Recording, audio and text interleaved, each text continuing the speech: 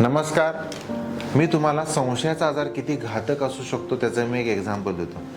Patient आला होता ओपीडीमध्ये, त्याचा मुलगा घेऊन आला होता. मुलानं सांगितलं की वडील माझा मर्डर करणार आहेत, वडील मला धमकी देत आहेत. हा संशय आहे, ओके. पण त्याच्या मागे अशी स्टोरी आहे की त्या पेशंटला 2 वेळा जन्मठेपेची शिक्षा होती. तो 14 वर्ष आणि 5 वर्षासाठी त्याला जेलमध्ये त्याला ठेवलं होतं.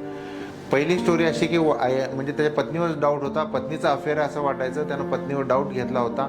त्याला संशय होता की पत्नी त्याच्या प्रियकरासोबत याचा खून करेल, म्हणून त्यानं पत्नीचाच खून केला होता.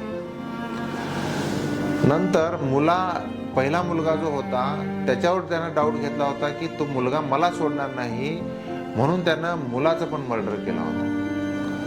त्यामुळं अटक केल्यानं त्याला 19 वर्षानंतर तो जेलच्या बाहेर आल्यानंतर त्याने दुसऱ्या मुलावर पण डाऊट घ्यायला सुरुवात केली होती की हा मुलगा पण माझं काहीतरी करणार आहे, मला जेवणातून काहीतरी विष मिसळणार आहे, मी मुलाचा मर्डर करणार. पहिल्यांदा ते 2 अटेम्प्ट झाल्यामुळे त्याला दुसऱ्या मुलाला भीती होतीच आणि कितीही पटवून सांगितल्यानंतर ते होणार नव्हतं. तर अशा परिस्थितीमध्ये पेशंटला आम्ही ॲडमिटच केलं. हा भ्रम होता आणि भ्रम हा औषध म्हणजे सांगून काय फरक पडत नव्हता म्हणून ॲडमिट केलं. औषधोपचार सुरू केले आणि ECTची ट्रीटमेंट आम्ही त्याला दिली.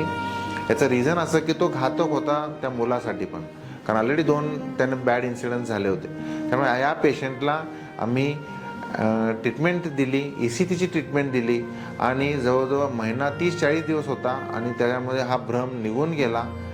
भास पण होत होते, पण भ्रम हा जास्ती होता. इम्प्रूव्हमेंट झाली आणि पेशंट हा व्यवस्थित त्या मुलासोबत आता सध्या राहत आहे. साधारण माझ्या मते कोल्हापूर जिल्ह्यातलाच तो पेशंट होता आणि रेग्युलर फॉलोअप आहे. इम्प्रूव्हमेंट चांगले आहे आणि आता वडील आणि मुलगा एकत्र राहत आहेत.